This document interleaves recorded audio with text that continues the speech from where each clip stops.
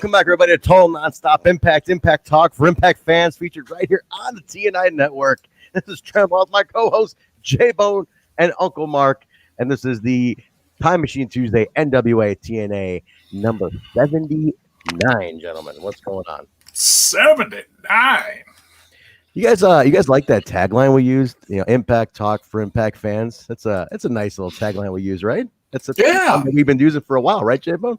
As long as I've been here. Yeah, just checking, just making sure. I don't know. I thought I heard it somewhere else, but I just making sure I heard it right here. That's all. I know we've been using it for a bit, but what's up, Mark? Treehouse? No treehouse? Where are we at today? Regular house? Tired at this point. I haven't been sleeping very well because I was on, traveling, and so just tired. I'm not used to Mark not being fired up, because this is a great episode, by the way. This was there was some really good, and then there was some stuff missed for me, but overall it was a strong episode for sure. The ICP stuff I thought the ICP segment was a segment of the night.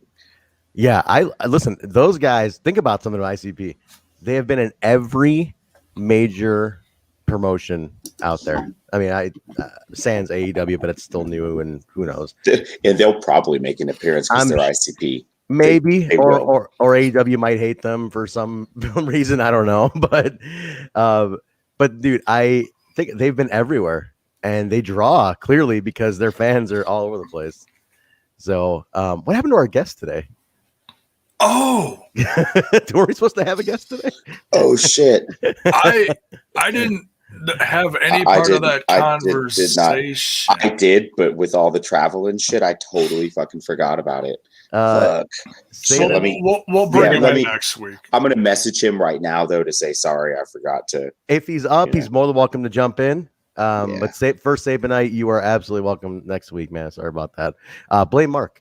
He's definitely there's treehouse and travel involved here. That's, you can blame Mark for that one. Well, we're a little late because of a certain rock star. It's my fault. Listen, I had a day, man. I had a way, as we like to say on TNI here. Were you feeling kind of way? Feeling kind of way, man. I had a hell of a day. I woke up. I slept at my parents' house because I had to take them to the train station in the morning. They're taking a trip. I drove them to the train station, went to my office, had a meeting. Had a lunch meeting, left there, came home, worked, did my job, had to deal with some other personal stuff, went to Hemi band practice, did that, like killed myself, like just getting ready for the show we got coming back, and then zipped over here and did this. So I may need to extend out Time Machine Tuesday until the show, which is another few weeks away. So, but look at this. David Penzer's in the room here, and he's got ICP stories. David, are you ever going to take us up on this? Come on this David, show and tell us. I had a brief moment with Mr. Penzer on the floor at Slammiversary, and I said, you owe us an appearance. You've got stories to tell us about Piper. So we'll take the ICP stories as well. Yeah, come on. David, you won't tell us Jarrett's stories. You won't tell us Piper's stories. Which we can understand the Jarrett stories like that. Oh, yeah. Jarrett's got his platform, and that's fine. But just give us some like random weird. We'll take ICP. Shit. We'll take ICP. Yeah. We'll take I don't know, Flying Elvis's shit. I don't know. Something, David. Come on. You're killing me here. 100%. Come on, kid. You're killing me. Give me something. I do. Before we jump into this, I just want to take a second. This is actually my third podcast for the day. I saw you were busy today. I catching up on Smash This podcast, and as soon as I got done earlier today, I saw more bad news. So I just want to take a second here and say rest in peace, Mike Howe from Metal Church and Joey Jordison from former drummer of Slipknot. Yeah, how about that? I mean, these guys are young, man. 3 years older than me, one of them. Way too young. Mike was 55. Joey was younger than me, 46. It's like unbelievable. And look, and I'm not going to sit here and assume anything. I have no clue. Joey's looks to be, you know what, and that's not good. That's it's the bad one. A bad way for a 46-year-old to die, and that sucks. That really sucks. So definitely condolences. He was an amazing drummer, amazing, like redefining drummer for sure for the industry. So. I thought he was clean. No, I thought I heard. not that. The other thing, the other way. I don't. Yeah, that's what's being said. So I don't want to put anything out there, but that's what's being said. Okay. But yeah, definitely a bummer. But anyway, on a brighter note, we're here to talk NWA-TNA number 79, January 28th, 2004. No Bill tonight. Is he not in? No, too late. It's too late. Yeah, he's on the East Coast. So yeah. Oh. Three-man gang. Sorry, Bill. My bad. We'll figure something out here. But I almost bailed on you guys too. Come on. It was close. We're usually in within this hour anyway. You usually beat me. Yeah, I'm just fucking tired tonight. He's out. Look, I used to mark like this, J-Bone. Look at him. I know. It's like, wake up, man. Wake up. I'm shaking up. He's up. He's treehousing. He's doing something. Yelling at somebody. First Sabinite could come on now, he says, but he doesn't have a lot because he wasn't allowed at the show that's on tonight because they were kicked out for their fight with the Juggalos. Get him in. Let's have him come in for a few minutes for sure. Okay. All Just to talk. Yeah, send him the link. So they come on. You're more than welcome to come on in. But we'll set it up. We'll at least kick it off. We'll at least kick it off in a few. But anything major happen wrestling wise? I've been a little quiet lately. Anything? I did get something. Is it within reach? At least I can reach this. Oh man, where did I put it? Damn it! No, I did get my Rebellion DVD shipped on time, like right away. Boom! What? Impossible! I got it, man. Shipped by Collar and Elbow, and there you go. That's why you got it. Hey, listen, whatever they're doing, Shop Impact doing the Collar and Elbow tie-in. Since they switched, it's been better. It's been fantastic. So good for them, man. Collar and Elbow really made good on my. And you know what? Shout out to Impact Wrestling for that, because that's something that they had a big problem with, was the shop, and it's been fixed. So I'll shit on the app, but I'll also give props when they fix shit. So they jump on the shop. I will say something though, as far as their merch goes, the new Morrissey shirt needs a edit. Oh, dude. Can we somebody start looking at these shirts where you put them on sale for God's? Can somebody ask the young guy in the office, like maybe Kevin Martin, like, hey Kevin, if we put out, would you buy this? Yeah, would you buy a shirt? If you as a young man, would you buy a shirt that says hard as fuck on it? Come on. Like, I know what they mean, but at least they didn't say stiff as fuck. No, but dude, you know what I mean. You walk up to a girl at a bar, you're like, hey, what's going on? I'm hard as fuck. I'm Kevin Martin and I'm hard as fuck. Like, I mean, come on, man. What are we doing here? What are we doing? Let's not put those out here. How about all right? They could have done hard to kill as fuck. Yeah, there you go. Something. Yeah. I got the link to first Sabinite, by the way. Okay. Great. My favorite, this is from David Penzer here. My favorite ICP story is about a 4 a.m. ride back to the hotel in a van with Terry Funk and Roddy Piper, and I missed my flight. What? Well, listen, hey, David, I'm telling you, man. I'm telling you, you keep teasing us with these. I want a video from the poolside Penzer with a vodka tonic in your hand, just sipping and telling old tales. But you get, David, how about this? I'll make you a deal, Penzer.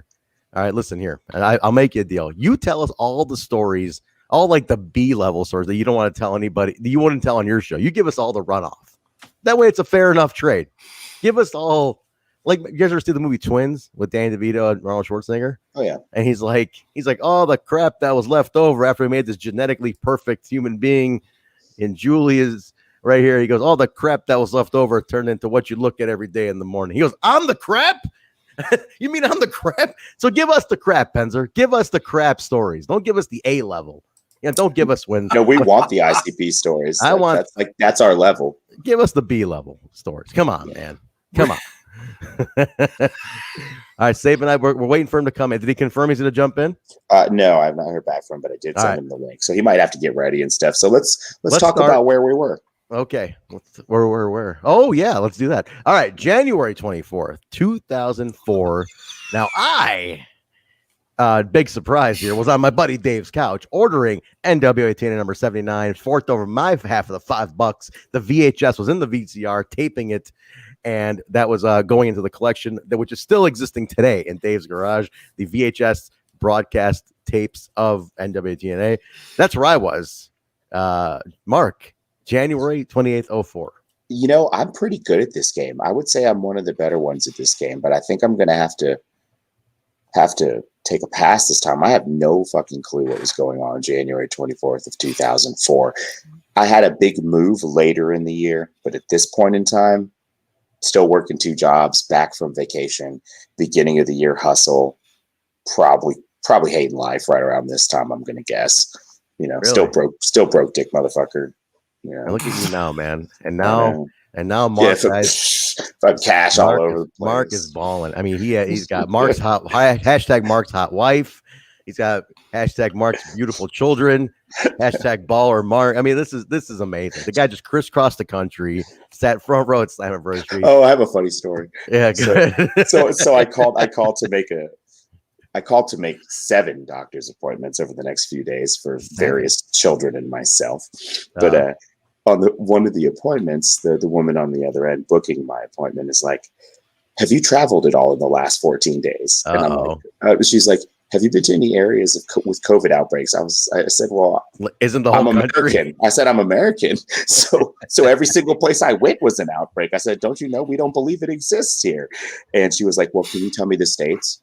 I was like, Arkansas, Tennessee, Kentucky, Illinois, Indiana, Missouri, Oklahoma, Texas. I'm like, good luck. I'm like, you want me to just schedule for a month from now? Sorry. That's the story. That's just amazing. bury yourself, brother. That's brilliant. This video is now half monetized because of that. Because just mentioning the C word. It happened to us last week too, which is hilarious. Like I think we mentioned it once, and it's like they gave it back to us though, because I remember they took it down or demonetized it. No, I think last week stayed half monetized. Oh my god! Yeah, like they're so particular about this, man. It's hilarious. Like, yeah, I don't care. If we made anything on YouTube, I might care. But yeah, that the 8 cents, or like what the guy saying Ghostbusters, you can keep the $5. I've had it. You know remember that line in Ghostbusters. There we go. We need to book Penzer. All right, Penzer, you're coming on, man. You're coming on, Pens. Trent, I'm going to leave that to you to reach out after. I'll reach out to Penzer. We'll do this. There we go. Being David Penzer, we're like, we're great friends. Great friends. I mean, he trusts me with his life. It's amazing. I wish Penzer was in Texas because I'm thinking about selling my house. Hey, Pens, you got a contact in Texas. I mean, we're kicking the can around right now. You know, not really sure. I need to move to Florida though. Penzer, you got it right, man. Tampa, that's the place to go. I want to be. Oh, dude, what? No, I just want to be in some nice. I can't handle the snow, man. I mean, I'm That's not nice. And you're like, hopscotch and hurricanes and shit. No, man, dude. I am dreading this winter season coming up. South, yes. That far south, no. The regular flooding is becoming an issue. Do like Tennessee or something like that. I like Tennessee. I love Tennessee. Nashville's a nice town. There you go. Yeah. And they got it's a happy medium. They got Cracker Barrel. That's what makes me happy. You got Cracker Barrel everywhere. I'm sorry, Waffle House. Waffle House. Got Waffle House everywhere too. Not here, man. Not here, pal. You guys don't have any Waffle House? Are you kidding? No, we got IHOP. Nearest Waffle House to Chicago and Milwaukee, for that matter. 4 hours away in Indiana, southern Indiana. That's the nearest Waffle House. Now I'll be going to Indiana at some point. I can't imagine eating there on purpose and telling people about it, but that's fucked up. That it's so far. I love. Hey, look, he's got it. Look at that. He's got a guy in Texas. He's got a guy. There you go. I will. Okay. How about this? If somebody buys or sells a house through you, David Penzer, will you do a ring announcement type announcement for the sale? Now selling his house, Uncle Mark, something like that. An official ring. I want the full, I want the full thing, all the details, coming in at whatever lane at 59-15 Cherry Blossom Lane, what the fuck it is, selling his house at a 30% profit, so whatever. Nice. Like cummerbund and all, Penzer. You better wear that cummerbund. Yeah, we're tying Penzer into Alicia's wedding, the sale of my home. Absolutely. Man, jack of all trades. That's a guy that was alive. Oof. Skull right here. We went to a Waffle House in Nashville. And the waiter was a huge mark. Like he was like the second we said we're in wrestling, he's like, oh my God, let me tell you something, So he like went right in. He's like, man, I love me some guy. Like he started naming off some weird, and we're like, I was like, oh man, I remember that goddamn match, Seth Rollins, that motherfucker, and him, Eric Graves, son of a bitch. Like he was naming off all sorts of weird shit. And now we're like, oh, we're here to go to the asylum. He's like, oh man, motherfucking Jeff Jarrett, he one big son of a bitch, man. You want some motherfucking eggs, man? We're like, shit, yeah. This guy was great. That's awesome. He was great. And he knew AAW too. Oh, he knew everything. Oh, he knew AAW. crazy. He's like, oh man, motherfucker, Truth Martini's a big old son of a bitch, man. I'll kick his goddamn Yankee ass. He was crazy. Usually when pro wrestling comes up, people are like, nah, but Brock Lesnar. You're talking fucking Waffle House in the country. Waffle House in the country, man. This guy knew his shit, like he knew what was up. But let's start. Okay, so J-Bone, where were you now? January 28th, 04. Oh, you guys were so into this story. I was hoping you just skipped my ass. Oh God, It's so distressful. Oh God. I gotta quick come up with something. I don't know. I was really bummed out because even though I love the new Limp Bizkit CD that came out that year, they weren't coming to town, so I burned down my old neighborhood. Lost in emotion, J-Bone was. I can just put that on you, J-Bone. All right, whatever the hell that meant. Anyway, sadly, speaking of lost in emotion, that's a great Lisa in the culture. Great song. I listened to it on the drive over. We've been talking. You guys understand? Off air, we've been talking about a lot of like Latin or like late '80s Latin pop, like DeBarge and Latin Lisa, Latin freestyle. Dude, that stuff is amazing. Belle Biv DeVoe. Oh wait, that's not Latin. No, J-Bone. Come on, man. Cut his mic. It's really early. Yeah, you're out of here, J-Bone. Sadly, understood about half of that. Listen, J-Bone's nonsense tonight is brought to you by Smirnoff Ice Smash. Are you sponsored by them? You need to get sponsored by them. Oh man! All right, Boomer. Okay, Boomer. All right, let's get moving here. If Sabin and I jumps in, we'll do a few minutes with him. Yep. All right. So this one, great. Again, I'm going to preface this. 04 again. I'm going to keep saying this. This is a very exciting year for the Asylum. I love all the stuff that happens this year. So there's all sorts of shit going on. The crowds are hot. It is a packed crowd again to the top ramp. Like this is a weird ass crowd though, because it's dead and it pops, but it's one or the other. If there's juggalo shit going down, it's loud. If it's not juggalo shit going down, it's not that. It was dead as shit. It was really like there was a lot of fun stuff in this episode, and it was very frustrating because like the people are coming out like waiting for some kind of response, and you listen, and it's freaking like they had to like turn. It almost felt like they turned up the entrance music because it was dead. You know what I think it was? Number one, you anchored the show with Kallus versus Erik Watts, which is, they're not wrestlers at this point. They're not. I mean, they are. They are, but they're authority figures. Yeah, but they know how to work. They do, but they're authority figures. Like that's your main event. Yeah, I know. I get your. You know what I mean? So like, if you're going into this one, you're like two authority figures, two managers are having the main event. We've seen that how many times in wrestling? I know. That's an old trope.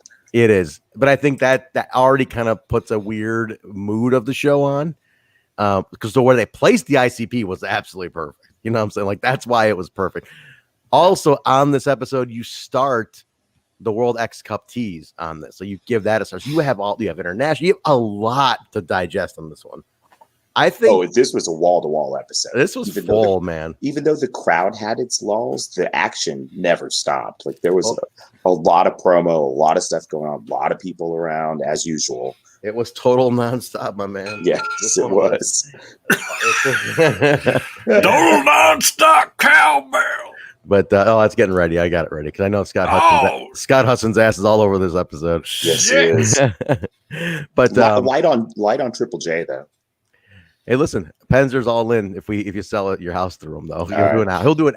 He'll give us an hour. Like I said, right now we're kicking the tires. Like my neighbors just made like a fuck ass ton of money on their house that they've been here the same 6 years we've been here, and it's like shit. But problem is, you got to buy another house, and house is expensive right now. So. Did you say expensive? Like apostrophe expensive? I love that. Yes. Mark is such a ball. Dude, he's gonna clear like $500,000 on this house. You watch.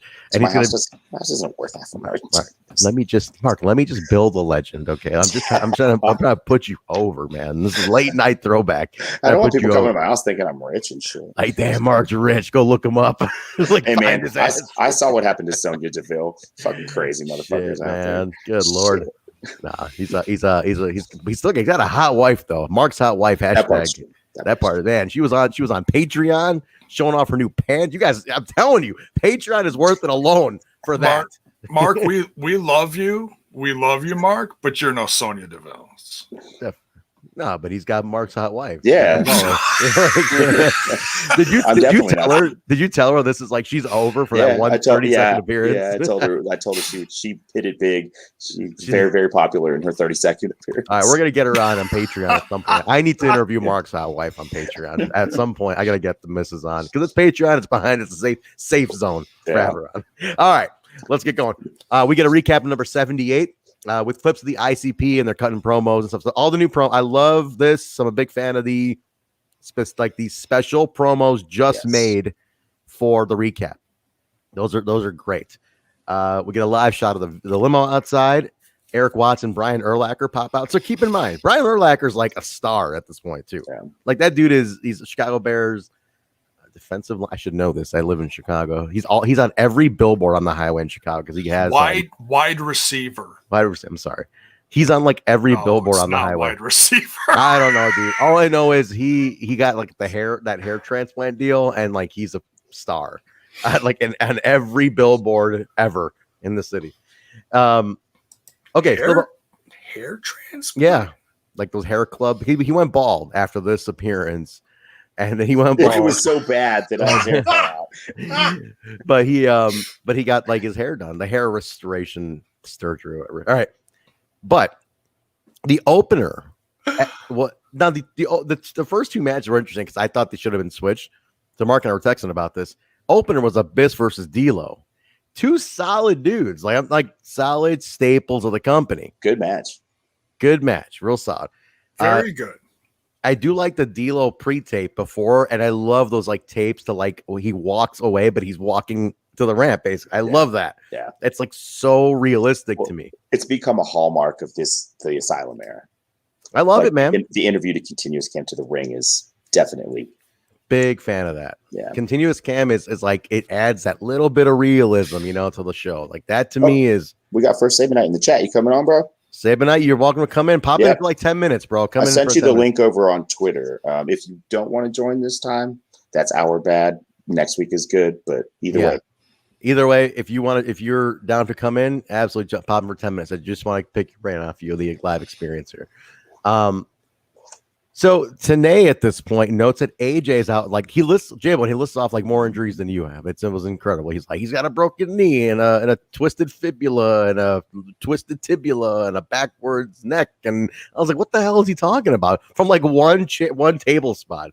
He noted like Sabin AJ is like out. Like he's totally jacked.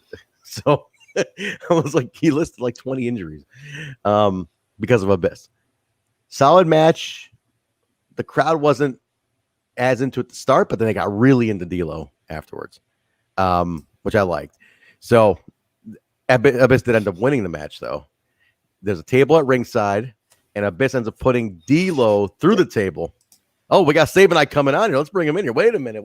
Let's bring him in. All right. All right, let's pause this. Hold on. There he is. Well, real quick, anybody having trouble watching on Twitch? I just got a warning that said we were having trouble viewing on Twitch, but it looks like it's working. I'm watching it. Yeah, I just checked the link. It looks like it's fine. All right, let's bring this man in here. All right, guys, we're bringing in somebody who was in the asylum, man. Like, this guy went to the goddamn asylum. He went to that concession stand and got himself some drinks. He got himself some hot dogs. He probably spit on Jeff Jarrett at some point. I'm going to bring this guy. I'm dying to talk to him here. I see him nodding his head no, but we're going to get him. All right, here we go. Sabin night. All right. Welcome to the show, brother. Dude, sorry, first of all, that it got lost. I was on vacation. It slipped my mind, man. I apologize. No, you're good, brother. Oh, no, listen, man. Well, first off, what's your Twitter handle? I'm going to put your Twitter handle in here. First Sabin night. First Sabin night's Twitter handle? I'm going to put that in right here. Everybody give him a follow real quick on Twitter right there. Well, you came to the right place. We're all Sabin fans here. Dude, I want to hear it. So let me ask you, you were local to Nashville? You were going every Wednesday? Yeah. How did this work, man? I just randomly heard, I mean, you hear about it being a wrestling fan that TNA's in Nashville. Yeah. I started going July 03. Okay, so about a year in. Yeah. Nice, man. And what was it like? It was like $15 to get in, or like? It was just 10 for general, like sitting behind. Yeah. Yeah. Wow. $10 to see the best, second best wrestling in the world. Dude, I mean, you can't mess with it. It was so awesome, man. I mean, I can't imagine. Think about all this. And did you go every week from July 03 until they left? Almost every single week. Not this week. Yeah. Not this one. Not this week. And so we know, for those that, well, Trent, are you going to recap that? Do you want to recap that? Because I wasn't here. No. I'll let Sabin and I talk about the last week's show and what why happened. You weren't. Why? Yeah. Tell us. I want the drama here, man. All right. So we got to go back to the 7th of January. You got to go back to that show. Right. Which is 4 weeks prior. Yeah. That's where the Juggalos started showing up. Mm-hmm. We didn't know anything about it. They didn't really explain anything. Yeah. ICP hadn't said anything. They just somehow knew that ICP was coming at some point. Okay. None of us, Marks, Smarts, anybody knew about it. We were just confused. We kept asking, is the ICP signed? What the hell is this? Right. So, they almost ruined that show. We got into almost a scuffle with a few. Really? Yeah. Wow. And were these guys I know Jay. I have no idea. I think they were. I would assume, but they were getting in free. So, wow. Yeah. So, they would chant their weird. All the ICP stuff. Yeah, the ICP, the magic ninja. What? Yeah. Whatever. You heard that a lot. Was. And, we're crunk, woo woo. We're crunk, woo woo. It was who's going chicken hunting? We going chicken hunting? All this weird shit that no one knew. We would chant "What the fuck" right back at them. And, that really started. That started some stuff. A guy got in my face. I was 17 at the time, so Okay. It was kind of wild that these dudes that were probably 23, 24 trying to fight kids. Sounds like a wrestling crowd. Yeah. So the next week, ICP wasn't there. There's a lot less Juggalos. It was a lot less weird. Mm-hmm. Then the 21st, everything was Juggalo. Yeah. Surrounded by a sea of these fat, disgusting weirdos. What the So because of the 7th, a friend of mine that was in our Sabin section, he told me to bring you guys are the Hail Sabin, sections, you guys? Yeah, we were the Sabin section. We had a website, we had everything going. Damn, I started the Hail Sabin chant last weekend at Slammiversary. Yeah, it was awesome. So awesome. A friend of mine told me to bring an anti-ICP sign, and I just went with the first thing I thought of, which was really low-hanging fruit. It was insane cock pleasers. That was you? I saw that sign. Yeah.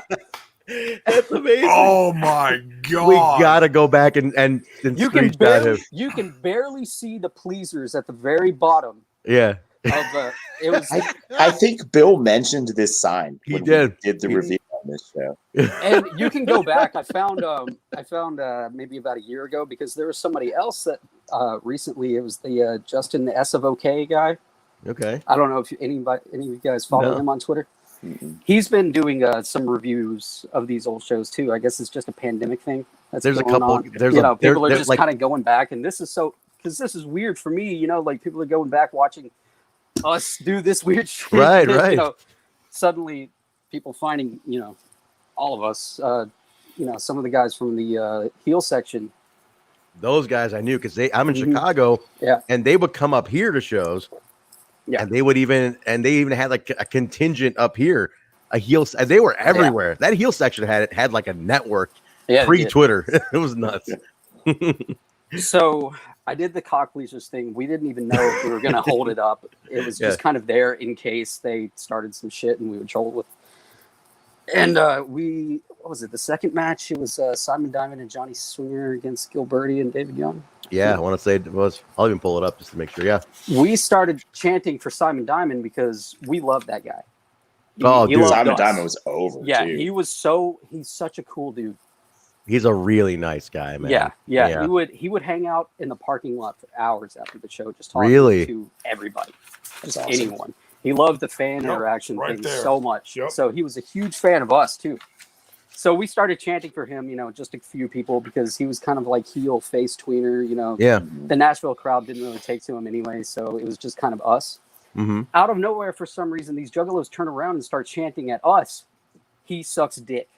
Oh man! And if you go back, we heard that. Yeah, you can hear that because it's loud. It's about 30 of them turning around, looking up at us, saying, "He sucks dick. He sucks dick." Oh man! Remember I said that last week? I was like during matches, I'm like, all of a sudden it's like half the crowd turns around and faces the other way. I'm like, that's what you mentioned. What is going on? Yeah, when you said that, I knew. He's talking about us almost starting a fight. That's amazing. So before I can stop him, Chris leans over, grabs the sign, holds it up, and I'm just sitting there like, oh, fuck. Oh, here we go. I don't know if this is a good idea, dude. We're gonna die. There's only like 8 of us, and there's a good 200 of these people. So if you look at very specific parts, you know, in the crowd up in that top right corner, you can start to see the one guy that got in my face the 2 weeks before.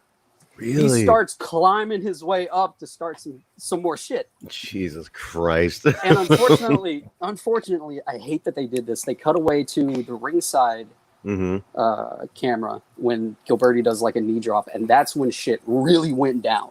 Really? Because this guy comes up to me, starts talking. I forget what he said. He grabs me by the shirt, and out of nowhere, I feel this gigantic hand on my shoulder pushing me down. It's my sister's boyfriend who had said, "Fuck this! I'm not sitting here with these people." He went and sat up on the balcony that's way above that crow's nest. Yeah. Balcony. Yeah. He jumped off that motherfucker. Grabs the back of the bleachers, pulls himself up. What? This guy, he was 6'8" too, so I mean, it really was no feat for him. This is wild. It was like a step. Yeah, for him. Yeah, he was a tree trimmer also, so like he was kind of not human. So he just jumped off the thing. He was perfectly built for a battle in the asylum. It was amazing. This is fantastic. So he just pushes me aside, shoves this guy into a cop that you can actually see. You can see the cop walking up. It's wild. And then the camera cuts away, and then that's when everything's blown over already. That guy gets kicked out. This is fantastic. Let's see, about 2 matches later, we start feeling taps on our back because we're at the very, very top of the bleachers, very last seats. It's security telling us to get the fuck out. Oh, you guys got kicked out for this, huh? Yeah, we got kicked out for this because they found out we kind of instigated it a little bit. So they told us, don't come back next week. We'll get in touch with you. They got my phone number. Really? They told me they'd call to let us know if we were allowed back or not. Persona non grata until we call you. Don't call us, we'll call you. Yeah, it was weird. This is fantastic. So they did call though. Did they call you? Yeah, they called. They called and they were like, "Well." Was it Miss Sarah? Was it Miss Sarah calling you? Like, hey, darling. I forget who it was. Honestly, it was somebody from legal, I'm sure. Yeah. But okay. It just some no name. You know. I was wondering if it was Miss Sarah at the ticket booth, like, hey, Sarah, hey, sweetheart. She would have gotten there and fought with us. Honestly, dude, she was a wrestler back in the day. Yeah, with the broom. Yes. Yeah. She was a tough old lady. I loved her. So they called us and told us, we saw what happened. We reviewed, that they actually started it, and you kind of just defended yourselves, which is weird. And they said you could come back. But I know a lot of guys went to bat for us to make sure that we would get back. Like Simon Diamond, a lot. That's he amazing. Really went to bat. I love him even more now. Sabin, of course. Some of the mid card wrestlers that the crowd didn't really take too well with because it was kind of a weirdo. It was a weird local crowd. If they weren't from the area or a name beforehand. Yeah. The local crowd didn't care too much for them. So it was like a lot of international talent. They weren't too much into. Yeah. However, was David Young was local enough, right? Yeah, he was. Yeah, they liked David Young. Yeah, they liked him. He had some rats too. I mean, he was. Yeah. David Young killing it on the scene. Yeah, he was swimming in it a little bit. I love it, man.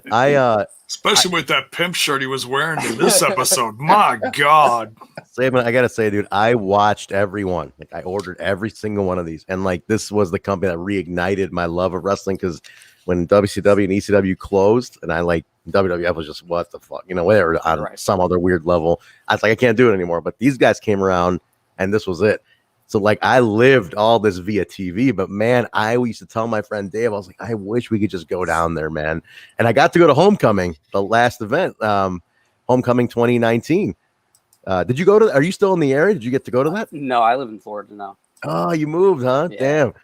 Damn. It was cool. I mean, to be closer to the impact zone, right? Yeah, it's true. A lot of people thought I did, but it was mainly to actually start a wrestling career because Florida was starting to get It still is. I mean, it always. It's way better now.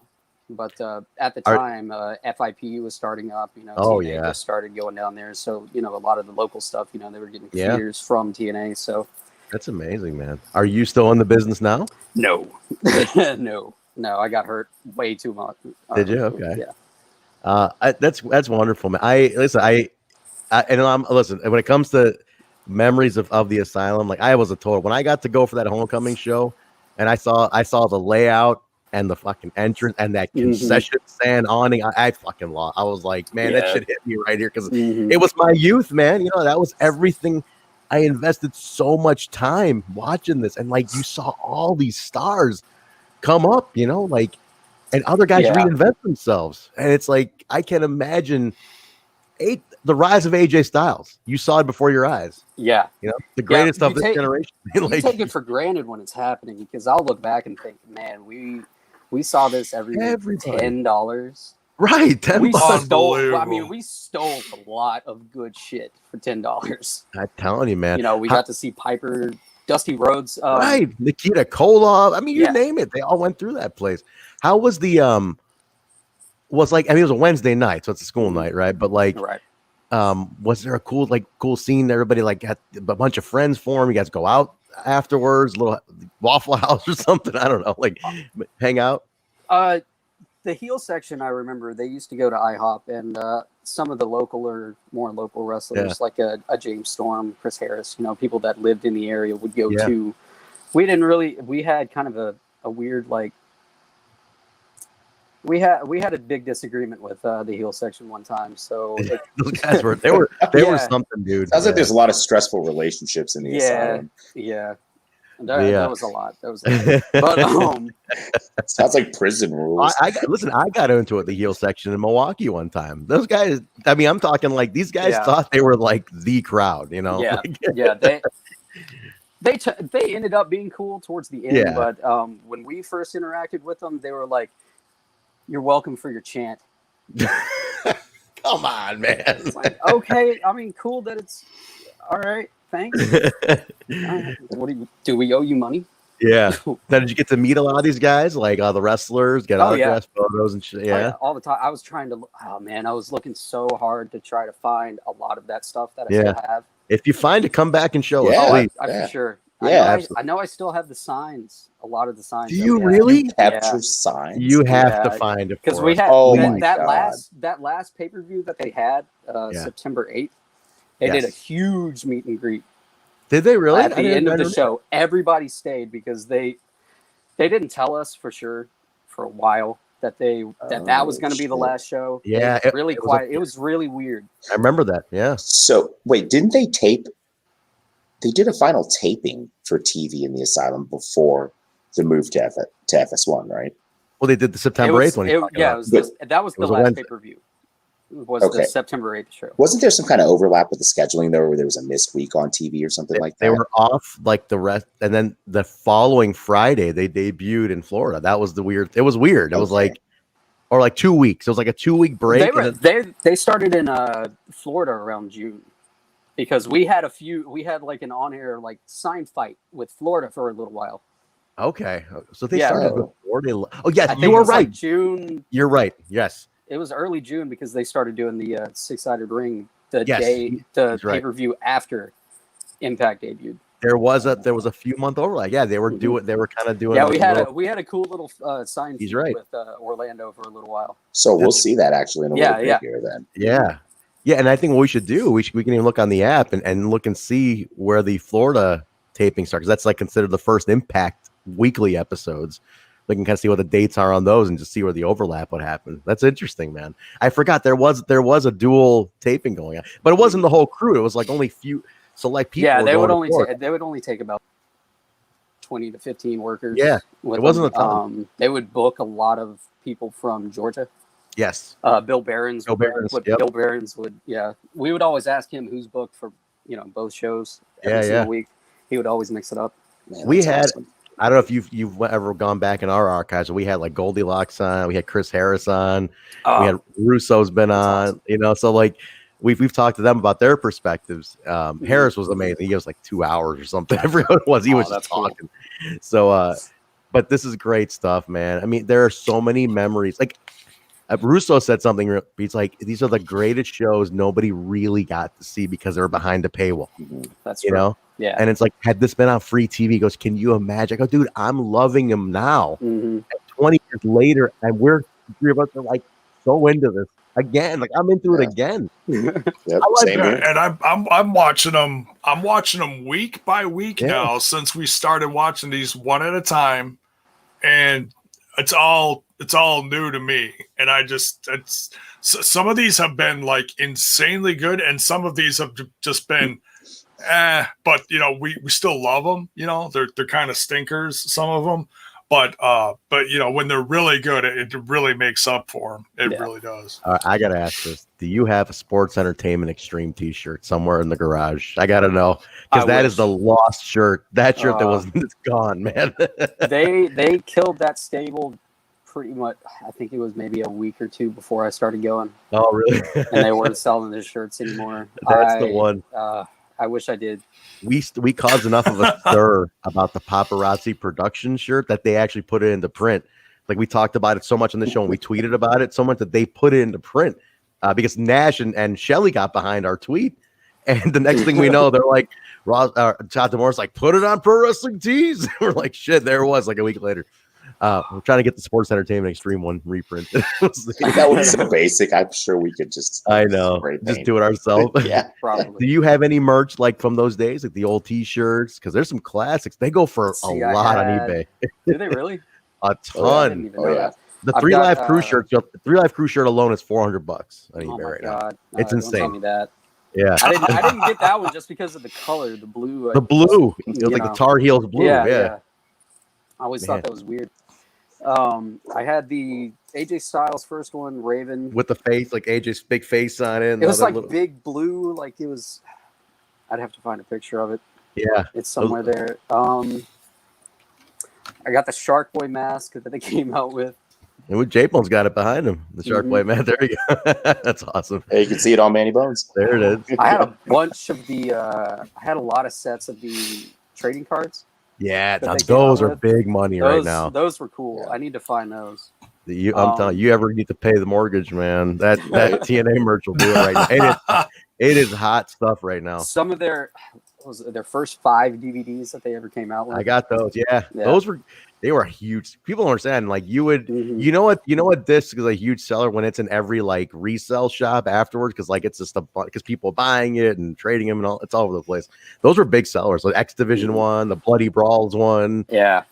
heavyweight matches, the Raven one, all sorts of stuff like that. That's so cool, dude. I'm serious, man. You are a friend of the show now, so you ever find this stuff? You want to show this off? You just drop us a DM. I'm gonna look in storage here in the next couple weeks and try to get great. everything that I've got out because I've got a lot.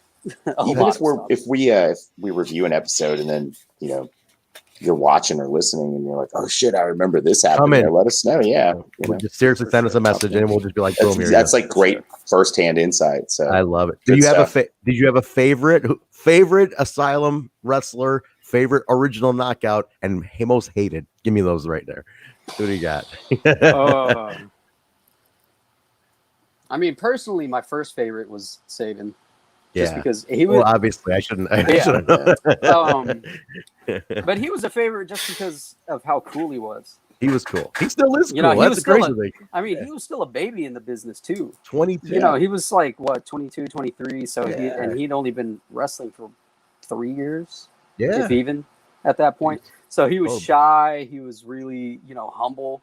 Yeah. So like the whole Sabinite thing was kind of a rib on him because he would just be like, "Oh shucks," about everything. Like that too. That's awesome. Yeah, he still liked that, which is hilarious.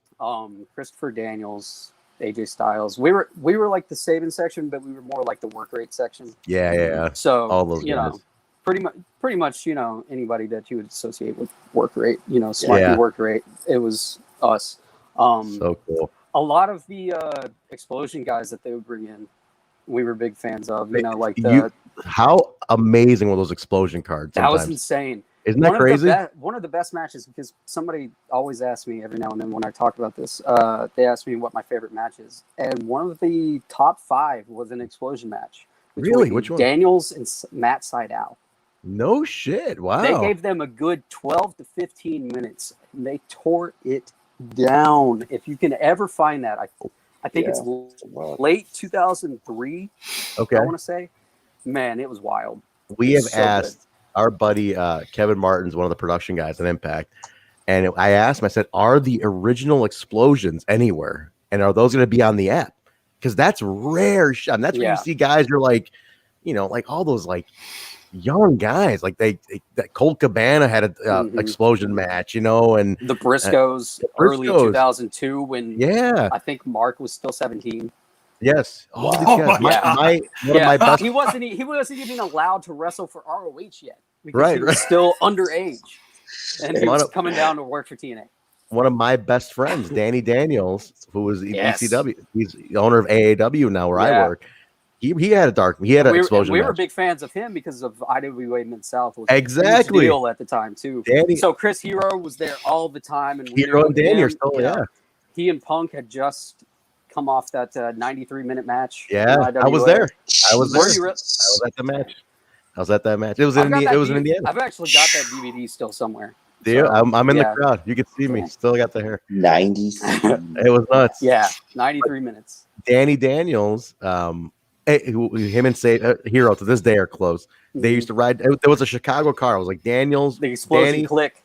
Yeah, it was. I've still got a picture that I think somebody drew of like the main few Explosion Click members. It was like Nate Webb, Prazak, Hero, Daisy Hayes, Matt Sydal, Delirious. Yes, somebody drew a picture and like gave it to them, and then posted it on the internet. It's the Chicago car. Prazak would drive and pick them all up in Indiana. That's how it worked.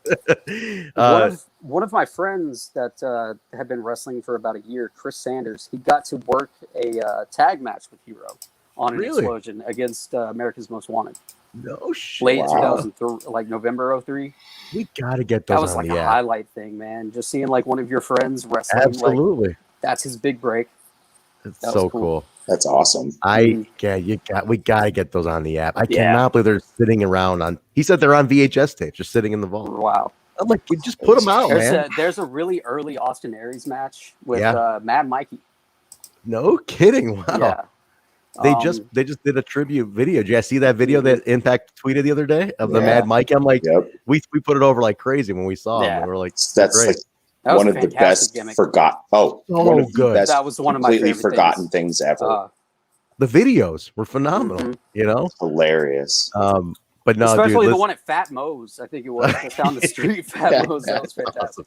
Dude, he's so good. I love what a sad. I mean, it's so sad he got cut short, but no, dude, listen, great stuff, man. I know it's late for you. I don't want to tie up to him. We're gonna blaze the review. So, but no, listen, I am so appreciative, and I'm so glad to connect and become friends here because it is so great to hear the stories. Like very cool, unique perspective. Very unique perspective. Oh yeah. You are I'm serious. You hear something we talk about, just you for sure. Give us a shout. Be like, I'm coming in. Yep. You know how easy it is to just pop into this thing. So the door's open for you anytime. All right, man. All right, thanks, brother. Anything you want to plug? Can you want to plug anything you're doing? Projects? Anything? I'm gonna be starting some podcasting stuff and getting into YouTube here soon. I got to rebuild a PC, but it'll be probably maybe about a month away. So okay, so follow me on everything at First Save Night. First Save Night, guys. And hit us up when you're doing it, and we'll plug it or have you on to talk about it or whatever. Come in, plug it right there to the listeners, for sure. Dude, my man, Chris, awesome. Like it's First Save. I'm so happy we got you on, dude. I'm so happy about this. All right, dude. Thank you again. We'll talk to you. Sorry again. No, you're good. All right, appreciate you, man. We'll talk to you, brother. Thank you. All right, see ya. What a blast! Take care. What a blast, man! Cool. I am so beyond fulfilled with that conversation. I mean, he's the guy we were talking about for a year and a half or whatever. Man, if we could just find somebody, it'd be awesome to find someone who was there. Right. We found somebody who was there finally. Right. 79 episodes in, we found that guy. Well, here's Hail the Sabin. Person who was there. Not Hail Sabin, but Hail Sabin. That's a nice little. I hail them both. So that's close. That's close. You misspelled Sabin, but it's all right. We'll give you a pass. It's late. Thank you, Jesse. Thank you, Jesse. Awesome. First, please, guys, please give him a follow. I'm going to put his thing right here in the chat. Sabin Night. Here, please, guys, give him a follow. Let him know you enjoyed the appearance. Give him what a great dude too. Very, very cool. If he finds some OG signs, I'm gonna lose my mind. Like if he brings that, like we see the signs. Bill always catches the signs. Yeah. So I never thought I would be like into something like man, I hope this guy has these old handwritten signs from 20 years ago. That'd be so badass. I just love the nostalgia. He'd bring him on. He knew all the stuff. He knew he knew the explosion matches. He knew Danny. He knew everything. Every time he said something, Trent's face was like every time. Hey, listen, this is the stuff. Like the weekly is one thing. This is what gave me the love of the business. I invested so much of my life into this company at the time, and it's like hearing it. And my goal, I always wanted to go to the asylum. I got to go at least once, but never for these. And man, what a beautiful perspective that was just now. So big thank you for saving that. Yeah, very cool. Appreciate that. Let's pick it back up here. So we talked about the first match. Abyss does beat D'Lo. There's a table at ringside, and Abyss ends up just putting D'Lo through it. And then El Leon comes out and beats down Abyss. So they kind of starting. It looks like they're starting a big man feud right here. Yeah. Shout out to D'Lo's spinning sidewalk slam on Abyss. I popped. That was great, dude. Oh, by the way, I did a little research on a couple things. Excuse me. Did a little research on a couple things during this episode. I found that were unique because they were like, "Oh, he's like bleeding and stuff," and you know they took him out on a stretcher, and I was like, "Ooh." Yeah, he was pretty beat up. So I looked because I had this feeling like I was like, "Oh, is that a write-off TV?"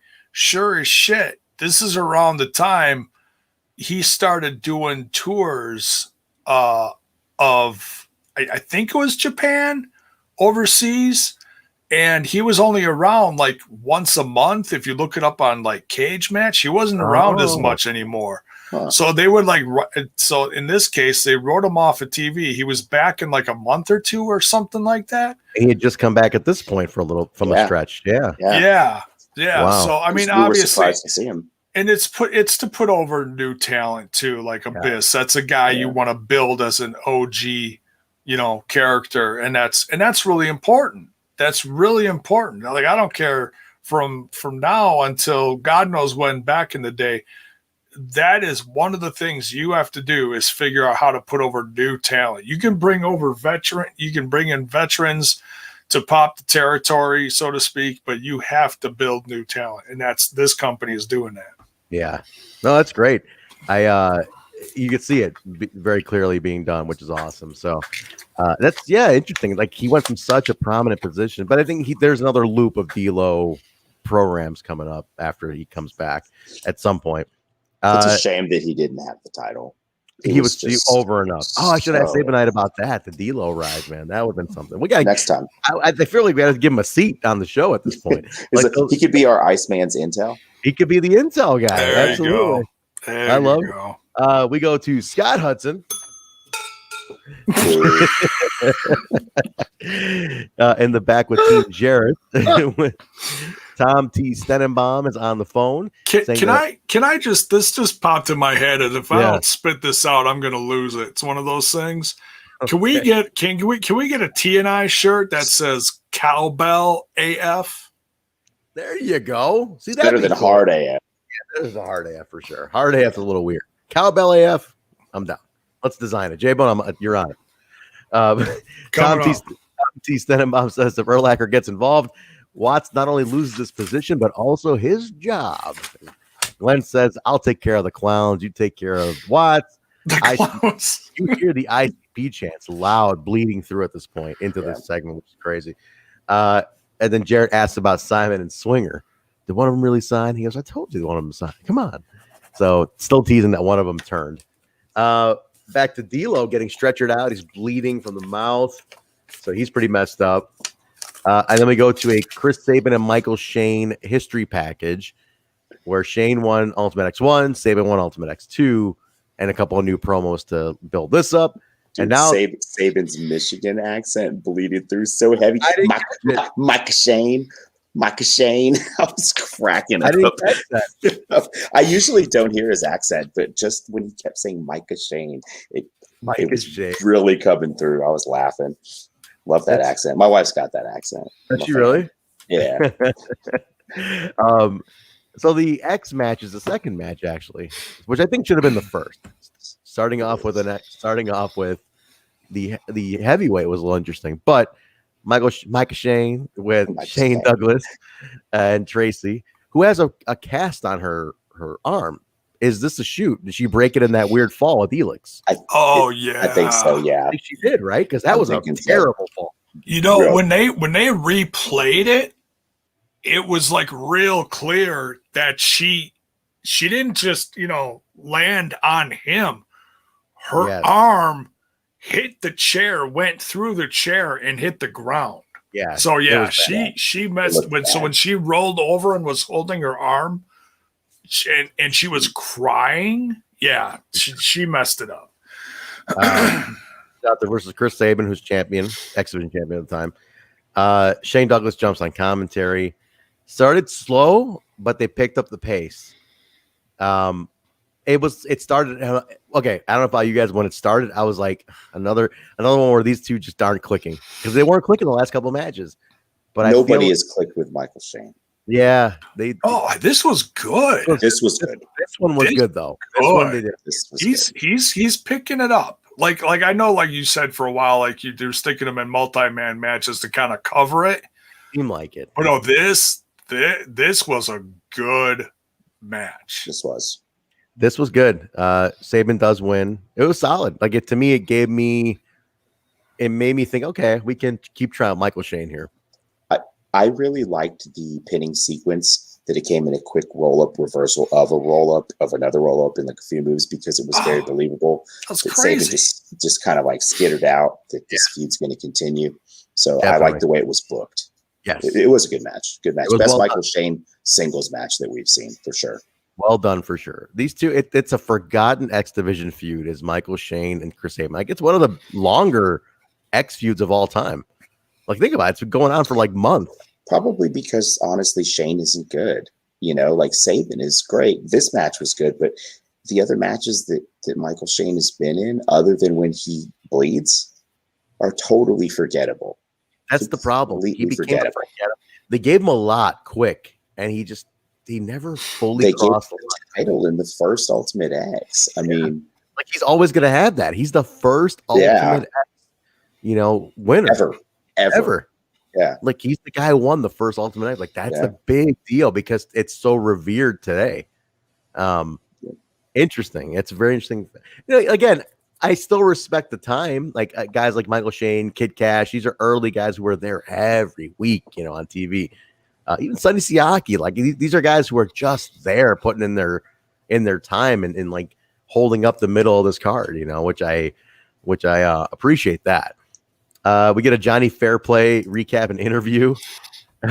He's just total douchebag on this. My notes for this whole segment say Johnny Fairplay sucks shit. Jesus fucking Christ. That's literally my notes for this segment. Now, the interesting thing was they brought up that he was Piper's personal assistant at one point, like as a job, and he gets agitated about that. He's like, I don't want to talk about him. And then they say it again, and he's like, I'm out of here today. I'm done. So this Piper history is interesting. Like, was he really Roddy Piper's personal assistant at some point, like before Survivor? I don't know. Yeah, that was weird. But he's getting heat because Mark's already heated at him. So dude, this guy sucks. But keep in mind the perspective, though. He was a big heel on TV at this on the biggest show on TV. Well, I see why.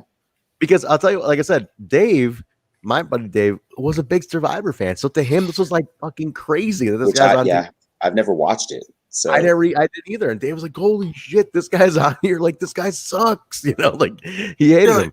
Like the only thing I ever heard from Survivor back in the day is that there was some dude that walked around naked all the time. That's the only thing I ever heard. And I'm like, no, I'm not watching that. This is what I said last week. It's very Andy Kaufman as she comes in. Oh, you bunch of rednecks. You know, he's always doing that shit, it's right? The caricature, making fun of caricatures. Right. And that's Kaufman was 25 years earlier. So by this point, it's like, and he did it across state in Memphis, and it got over. Oh yeah. Raven New Church recap with the Sandman, a new Sandman interview about a mystery partner, and then we go to the Look, this is the dud of the day, man. Okay, I got dude. And I love Mikey Whipwreck. Okay, Mikey is a personal friend of mine. Okay, I love Mikey. But what a way to waste Mikey Whipwreck here. Gathering Julio and Punk versus with Jim Mitchell, taking on Sandman, and then his mystery partner comes in through the crowd. That's Mikey Whipwreck. He pretends like he's going to join the Gathering because he got history with Mitchell, and then he turns. But what the hell happened after that? The match was like 2.5 minutes. What happened? To me, in the broader picture right now, Sandman cut a good promo before this match, but everything outside of that promo since Raven no-showed that match with the Sandman falls completely flat to me. He's like the only ECW original guy with like a storyline right now, so he's not surrounded by familiars. He's just the Sandman. The mystery partner thing isn't really going over well. This match was 2 minutes. So short. Yeah, like even with the history with Mitchell, this doesn't do it for me at all. I just don't figure. I can't figure. Like, we wasted Mikey in a 2-minute match. That's it. Yeah, like the bump was epic because he jumps off the top rope to hit Julio DiNero and he lands on the railing and that takes him out of the whole match. He doesn't come back. Yeah, that bump was a hard bump. But he looked great, man. He came out there. He was charismatic. His in-ring, like his ring gear was popping. It was wild. I was excited to see this because I'd never seen his. Like I've heard about him. But Mikey, you never saw him wrestle, but I never saw the ECW stuff. Oh, you know, like you didn't see either run, the first or second run of Mikey. No. Oh, the second run's phenomenal, but the first one's a great character. Podcast is great, but now he's taking a sabbatical from it because I heard he's dealing with some personal health shit, you know, or whatever is all tied with it. So yeah, I was excited. He came out there, he went, and the crowd popped, and I'm like, oh, cool. And I was like, wait, it's done? Holy shit. Like I got done writing the stuff and I look up and at 1, 2, 3, and I'm like, I know I was still writing down Electric Hellfire Club shirt on Mikey. By the time it was like over. I didn't understand this. I didn't understand this. This whole Sandman ECW partner thing is It doesn't fit into the whole company even right now. And they're booking it weird. Like it's just getting to be kind of weird, you know. Like before, when the Sandman was around, you had Just Incredible was here, Lynn was at the top of the card. Yep. You know, Raven was in the building. You had a lot of guys that were similar to that. New Jack was around, and it was easy to build a program where it didn't seem out of place. But the Sandman here, this whole segment just stands out as a stinker. Yeah, which sucks because it's like it's a debut. Yeah, and it shouldn't be that. It's like this should have been fun. Now the afterwards, the arena goes dark. Oh, good. I was gonna say maybe they felt like they could do the same thing with Raven that they, you know, they might like they had this long line of like story and character build with Raven, and they felt like they could do the same thing with Sandman. You know, like maybe they just like read it wrong, and it just. I mean, I'm sure some people like ate it up, you know, and we're just kind of like, I don't know, you know, I'm not gonna say it's bad. It just doesn't hit the same as the Raven stuff. It's not hitting, I think, at all. But he's such a different character. He comes out, he does his shtick, he wins and or loses, and then takes off. There's not a lot of like back build or afterthought to it because he's not that kind of guy where we're sitting there talking about a promo for 10 minutes that Raven did. Sandman's not that kind of guy. You know? You're right. Good point. They're not interchangeable. No, that's a great take. That's a really good take. And by this point, Sandman's character has been stripped of everything that made it unique 10 years previous. He's just another dude who bleeds and doesn't even have his entrance music or his core audience around anymore. Yeah. So I liked the Sandman in the right place and time. This is not the right place and time. No. J-Bone, it's a hell of a take by you, kid. You might have a future in this this podcast. Hey, thanks, man. I've been doing this for a couple of years. Not bad, kid. You're doing okay. So where are we at here? So the arena goes dark, and a video plays of a bloody Jim Mitchell, like a recap that, and it says, "I'm watching you, devil," which I thought was pretty cool. These things were a little interesting. So clearly, and you know, Don and Mike, is that Raven? It has to be Raven. We go to Scott Hudson. I almost dropped the bell. With Simon and Swinger, and they're arguing about that one of them signed the oath. Then they targeted to Disco Glenn being a liar. So they're all frustrated. Like, why are we even listening to this guy? He's a liar. And then we go right to Don Callis. The Don Callis. Today's Don Callis, the manager of Kenny Omega, which is still in the company today. In the ring with his crew, calls up Brian Urlacher, and Kallus says, we can do this the easy way or the hard way, which made me think of Back to the Future immediately. Like, good, we could do this the easy way or the hard way. The easy way. If anybody gets that reference. Daniel Spencer would, absolutely. But Kallus makes fun of him on what both he like makes fun of him on like his sport, what he does. Like he's just ripping on Urlacher, you know. Then the red shirts start attacking him. And he kind of fights him off, and he gives him a pretty decent, like, almost like a charging, like he ducks underneath, and then he doesn't hit the rope. He stops and just fucking powers them down like football style, which I love because it wasn't wrestling. He's a football player. I didn't want him to hit the rope on a duck under because he's not a fucking wrestler. I love that. Yeah. That's the realism I like. It's like, yeah, you're a football player. You're not gonna duck under hit. You ducked it, and you're gonna just nail him. And he fucking nailed those two guys. Yeah. And then he takes fair play and just throws him out, which is to this day. Oh, just gorilla presses him up. Press. Oh my god! To this day, a highlight that they've used on highlight packages, like the old Slammiversary opens when they show the celebrities and stuff. That's one of them. They show Urlacher tossing fair play, which again, in retrospect, in 2004, it's a big deal. The Bears were they were hot at the time. They're 2 years later. They were in the Super Bowl. Fair play at Survivor. I mean, it's interesting for perspective. Scott Hudson with the X division, the American X team, with Jerry Lynn, captain, Chris Sabin, Elix Skipper, Sanjay Dutt, talking the match coming up against AAA in 2 weeks from this day. So I'm just kind of putting that over. February 11th. February 11th. Thank you, J-Bone. February 11th coming up in a couple weeks. And then we go to kind of a preview. It's Shark Boy, Chad Collyer, a young Eric Young, And Matt Stryker, not the Matt Stryker. Not our Matt Stryker. No. This is Stryker with a Y. Shark Boy. Yeah. I remembered the Y this time too. Ronan, it's been a while since we've seen him. They didn't like it. The Bears didn't like that he appeared. Is that true? I didn't know that. I don't know if he did. Okay. Interesting. So yeah, this is Matt Stryker with a Y. There was 2 Matt Strykers on the Indies at the time. Our current Matt Stryker and then Stryker with a Y. And then poser Stryker. Yeah. This one I don't like. Matt Stryker. I like the Stryker. Yes. Taking on Junta Guerrera, Hector Garza, Mr. Aguila, who's S.A. Rios. Yeah. And S.A. Rios. Yeah, and Abismo Negro, these are all legends. Like all these guys are names in Mexico. How old is Abismo Negro at this point? He's older. Yeah. Abismo Negro at this point had about 20 years in. Yeah, S.A. Rios at this point had about 10 years in. And yes, I looked all this shit up earlier. I did not know. Abismo Negro died in 2009. Did he really? Died? I didn't know that. Super Porky died too, by the way.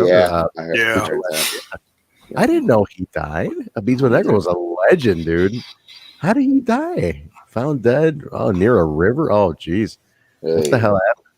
I think I might have seen that episode on Narcos. Really? Yeah, it looks like he was, oh man, there's like a lot about looks like they're saying an anxiety attack, steroid related, he jumped off a bus. Holy crap. There's a lot to it. There's a lot to it. I didn't know he died. Man, rip Abismo Negro. Yeah, Super Porky though. He died. He was funny. This was not bad. It was just kind of, you know what? The lucha rules breakdown of this match bothers me. It was kind of like really untamed, and it was just a match. This should have been so much better though. Yeah, it was messy. More. It was very messy. I was expecting more. I do like in the opening though. Cash comes out during the entrances, to interrupt and to Borat. This is great. JB during the entrances. Cash, I love what Cash strolls in, and he's like, "Get out of the damn ring! I am not signing anything. Get out of the damn ring!" JB was fired up. Cash is like, "What the hell?" He's like, "Get out of the damn ring! Get the hell out of here!" Like he's like, "Damn, JB, relax." This next to the ICP stuff was the biggest pop of the night, honestly. Yeah. First time we heard JB. Honestly, aside from a ring announcing. Yeah. Right. Yeah, because usually you just a character. Usually just see him like off to the side because he's also a hype guy, keeping the crowd hype and everything. The Tiny and Sarah Lee go after, they chase off Cash after this, and that was even more hilarious. I texted Trent and I was like, I can't believe I just took a note that says Sarah Lee and Tiny take out Kid Cash. I missed that text. I'm sorry. That's fantastic. What an amazing scene. I mean, she was God. like Sabin was saying, they love Sarah Lee down there. She was over, man. She was over. She's a local legend.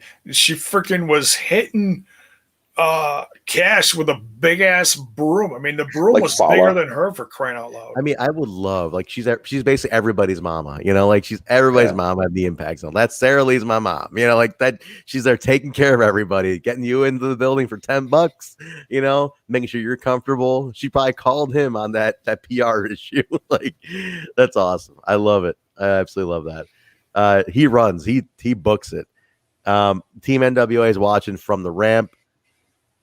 I didn't mind this. I thought it could be better because on paper it looks like it should be better. Team AAA does win. Team USA comes down face to face and they shake hands. February 11th is the match. Did you say who it was? Rios pinning EY, right? Is that what's? I did not put that down. Yeah, was that Rios pinning? I think so. I think that was the finish. Okay, who do you pin? EY. Oh, he did. Okay. Yeah. Yeah, so EY's been in the company for 3 matches and taken 3 losses, if I'm not mistaken at this point. It's a slow start. Slow start. Persistence is key, man. Damn right. What happened to patience? The guy turned to a and here we go. Saving it right here, baby. Look at this.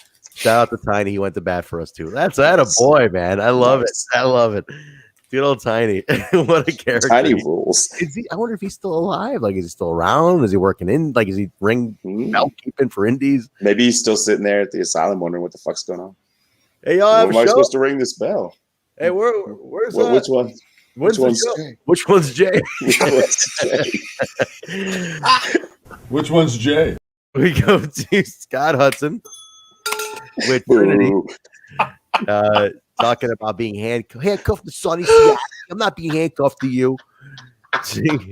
Oh, I wish Low Key was in this segment. Oh man, Trinity. She is so Brooklyn here. It's yo, dude. Like she goes bananas with this accent. As soon as she opens her mouth, I was like, Scott, I ain't talking. Tell me more. Tell me more, Trinity. She ain't talking to you, Scott. I ain't handcuffed to nobody. And so he's like, what you mean, girl? You ain't handcuffed to me? God damn it. And he like drags her. He's trying to like, no, hell no, fuck this shit. And then Kid Cash comes in and like jumps him. And then she's like, oh, thanks, Kid Cash. And then he's like, oh, hey, what about me? And she goes, yeah, in your dreams. And she like walks off. He's like, call me. And I love it because I don't know if they're still together in real life at this point or what, but it's just funny. Like they should. Oh, it's a riot. Call me. Yeah, call me. The segment too. You know, I wanted to ask Sabin Knight about this. Next time he comes on, I want to ask him about Cash because we put over Kid Cash like gangbusters, and I still to this day, and Bill attested to, like he has such a forgotten fixture of the company's history. Like Kid Cash is a year one dude who had like a couple runs in the company, and the dude like stabilized him and Jerry H. Like these were stabilizing the X division. Yeah. You know what I'm saying? Well, shit, we saw Kid Cash in an Impact ring last year. Last year he was doing it. I think he deserves so much more respect. Like he deserves so much more credit for how much he did in the early days, dude. Credit, mention, Hall of Fame, whatever, something. Yeah. I mean, he does not get on the highlights. Like, dude, this is a guy who definitely did a shit ton in this company. And I want to keep putting that out there. Was it Mark? Was it you who made the tweet the one time and he actually started responding? Because he never gets into it. I don't think it was me. Somebody on our team. I think you did it. That's a while ago. I may have. And he jumped because you asked him if he wanted to come on the show. And then we started putting him over on Twitter and on a public post, and he actually started responding to it. And he doesn't respond to anybody. So it's like, damn, just to let him know, dude, we like really appreciate what you did in the company. Everyone on this show is a fan too. I love it. Absolutely old school fan too. But we got a 3 Live Crew video package of that amazing performance that you love so much. my notes is the puking symbol. Here we go. Oh. That's literally my notes on this section. Here we go. This is what I want. Thank you, Sabin. Look at this. I adored Kid Cash and used to write in the dirt sheets to give Kid Cash a Heel of the Year award for 03. Absolutely, dude. In 2003, that feud with Trinity. What nobody was doing. Nobody had gender fucking feuds like that in 2003. Dude, Cash on fire there. That feud with Trinity, I'm saying to this day, nobody has the balls to go that far into it. Like Sammy and Tessa did it, but they didn't go this far. I was about to say they did, but not to this level, dude. I'm talking he was to the physicality of it. I mean, she's a tough chick, right? So she probably was like laid in, you know. That was some really stiff shit throughout every one of those segments. I mean, they were dating at the time. That makes it even more interesting. But it's like Suzuki Kana, like real shit. It's incredible to me, dude. He is such a good heel, man. So they give a little video package talking about their match with the Red Shirts, promo with the Reds and Cash Air afterwards. Says if they don't win, they're out. He's like, you guys don't bring these belts, you're out of here. Then it's the match, 3 Live Crew. It's BG, Truth, and Conan. But the title is Truth and BG in the match versus Red Shirt Security, Northcutt, and Legend. Shane, and Tracy come out. I wrote that. Michael Shane, Tracy come in. They help out. It's a messy interference. It's kind of it's a little choppy on the interference. Yeah, the whole thing's booked pretty poorly in terms of the interference. Go ahead, J-Bone. I was gonna say, Northcutt in this match, I don't pay much attention to him, but this match in particular, he was, I don't know what it was, but he was off. He was off because usually he's pretty solid. sloppy as hell. Legend here, I popped for Joe Legend. Joe Legend was on. He saved this match as far as his own tag team. Yeah, you're right. Legend turned it up on this one. Let's just chalk it up to Northcutt's a piece of shit and move on, right? Yeah, Probably a fucking piece of shit. What a sad case. What a sad big picture wise, yeah. But I mean, in this match, I was really shocked they got the titles here because I was like, wow. Yeah. But then I was like, wait a minute. And I mentioned this at the beginning of the show that the crowd was off.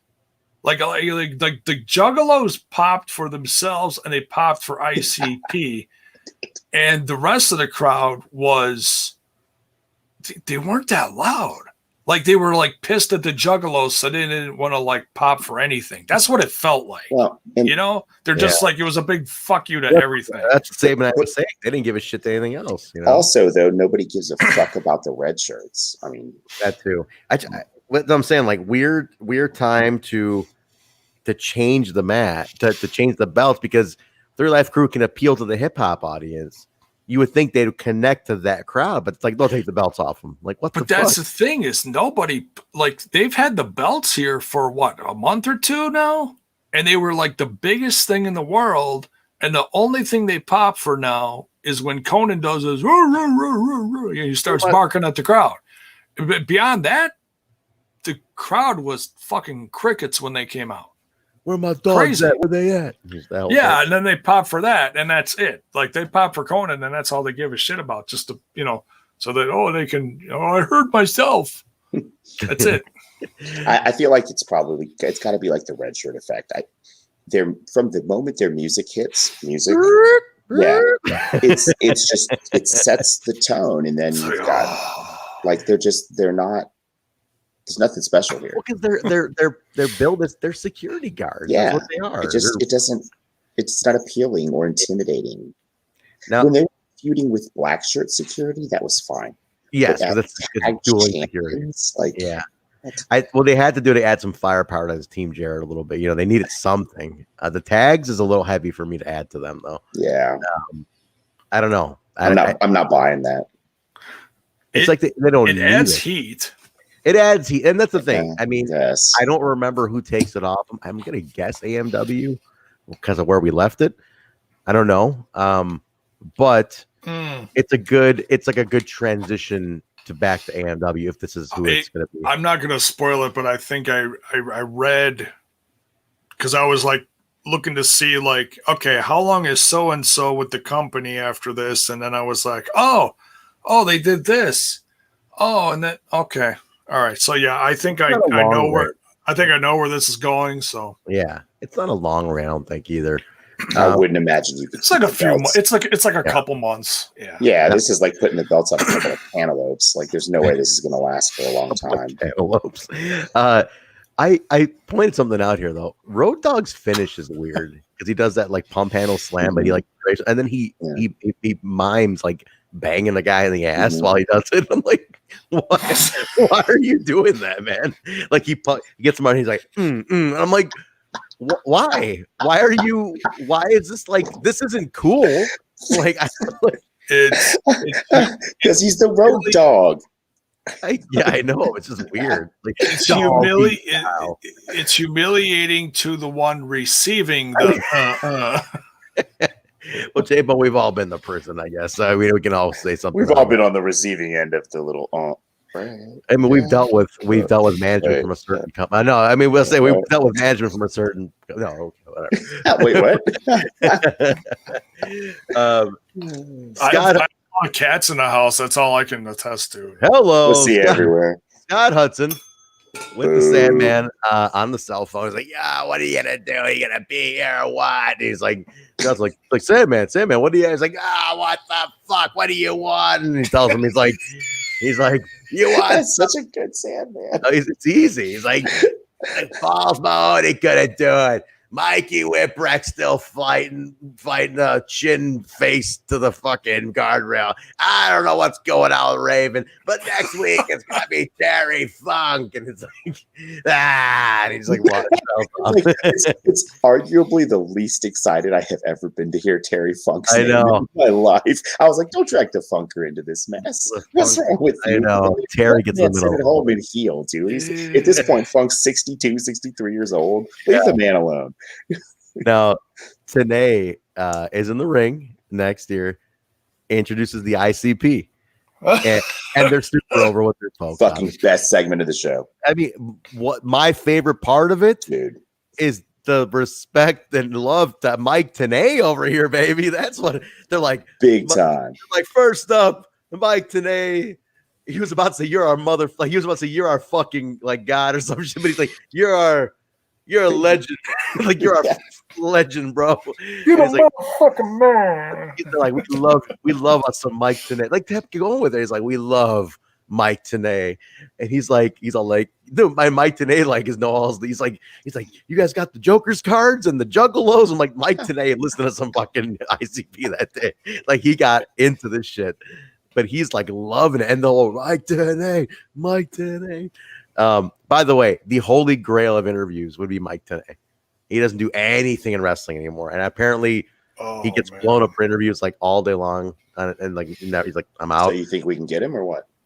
God, I would honestly. I'm at the point where I'm like, dude, I'd pay you to do this. Like, so you're saying there's a chance? I mean, there's what you're saying is it's not a 0% chance. No, I got one word for you. Penzer. Penzer, he's still in here. Penzer, I need you to call Mike today. Say, look, it's my godson Trent's podcast. Okay, almost godson. For the sake of getting Mike today on my godson Trent's podcast. He's dying to talk to you, Mike, today. I met him once, and I didn't get a picture of him like an idiot, but I did get his autograph. Penzer probably hired TNA at some point in time. Man, I tell you, Mike TNA is so good here.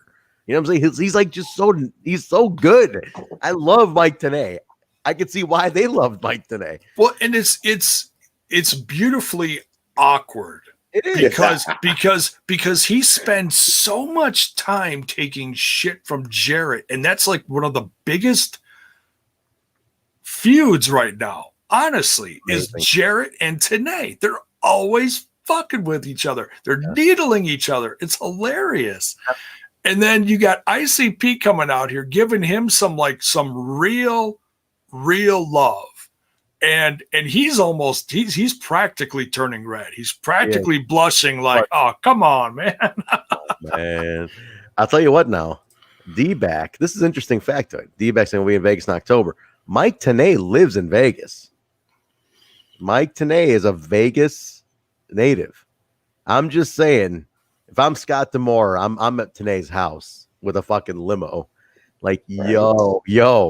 Dude, that would be out of control. You need to be here. You and Don need to come and accept the Hall of Fame induction, my man. Like, that's got to happen. If Mike TNA calls a match in 2021, I'm going to fucking cry on Mark's arm. This is what's going to happen. I will literally weep. That's the markiest thing I can say. But I will fucking weep on this man's arm. And no one will make fun of you. No. I'll be like, son of a bitch. I can't lose this happening. They bring Morrow back for a match and then bring in TNA. God damn. TNA and Morrow. I love Mike TNA. To me, Mike TNA is what makes me love the storytelling of wrestling. That's why I love Mike TNA, because no announcer does what Mike TNA did for me. Like, he made me feel every single moment. J-Mo, you're watching this for the first time. And you got to admit, Mike TNA, we already knew him at this point from WCW, but this is where he's the captain now. You know, he's not Shivani's second, you know. See, and that's the thing is I loved WCW, and they changed that desk around so many times. I couldn't tell you when TNA was on it.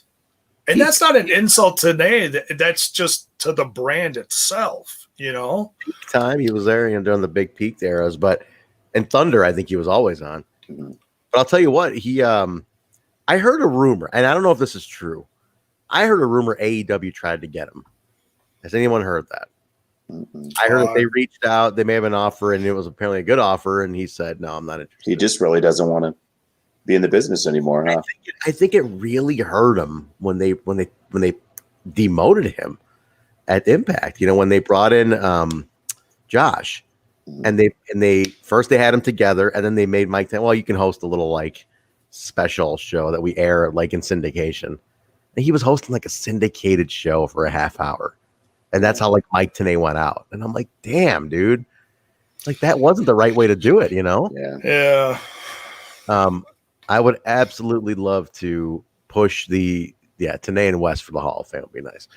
I'm with it, Mir. I'm all with that. All right. Put them in together, that'll break your rule of one but on one tag, one knockout. I know, but shit, if we're gonna do it. But they're talking about why they're there, and then Jeff Jarrett and all that shit. Glenn Gilberti comes out with David Young to shut them up. Too Tough Tony is with ICP, by the way. He's one of their guys. He was a wrestler in JCW. And Glenn says if they apologize to Jeff Jarrett, they can be in. You guys can be down. You guys can be down with us. And then just brawling. And ICP does okay. Like they do pretty good. They've got in-ring experience that goes back at this point at least 5 or 6 years. They do. I read the book, and they were wrestling before the rap. Like they started doing indies, little shindies and stuff. They're doing backyard shit too in Detroit and stuff like that. They know their way around it. And at this point, they've been in every major company prior to this, so they've been around. Like they're not. That's fucking crazy. Go ahead. Didn't they have a thing with Vampiro, like after he did the thing with the Misfits, or am I dreaming that? No, it happened. It happened WCW. It did happen. Okay, so that was when ICP was that their first time in wrestling, or did they do something like in ECW before that or something? They did WWF. They did with the Oddities. What did they do with Oddities? There was a group called the Oddities. I remember the Oddities. Oh, that was with Kurgan. Yeah, I don't remember the ICP. Golga, Golga was Earthquake. They had a bunch of freaks in there. Luna was in it. ICP. They did the song for them. I just didn't remember ICP being there. That's why they were there. They were everywhere, man. They were in every company, dude. They were. So then we go to the hype moment. I think they ran an ad for something at this point. And then we're back to TNA and West. ICP interrupts TNA and West type moment for the main. And Violent J challenges David Stale Birdie. Glenn Stale Birdie and David Stale next week. He's like next week, Glenn Stale Birdie and David Stale. We'll see what you guys got. Us versus you. So they challenge him next week. Then we go. Oh my god, that's gonna happen. Then we go to Scott Hudson with Erik Watts. Erik Watts talking the match. This is probably my favorite Watts promo. Really? I wrote down this is not a good promo. Surprisingly enough, I actually thought this was a good promo. Yeah, this was all right. I mean, like we've seen better from Watts at the beginning, though. It's just been a long time. There's no cheesiness in this one, though. It's not cheesy. Right. It's not cheesy. He's not feeding the crowd, Jack. Yeah. He's not doing any of that. He's not doing that. He's just focused on the camera, and it's just a complete, sum up of everything that's been going on. So this was like, all right, this is the last chapter. So it was all right. I wrote down at this point, the feud has been built pretty nicely when you look at it in retrospect. And I tweeted that on our Twitter at We Talk Impact also. I took a still from this match and I put it out there. If you consider it for what it is, it's been built over like 2 months with a lot of layers. I mean, consider that, right? The lawyer, Jarrett, the Jarrett staple, Watts, Goldie, Watts' celebrity friends, Survivor is involved here.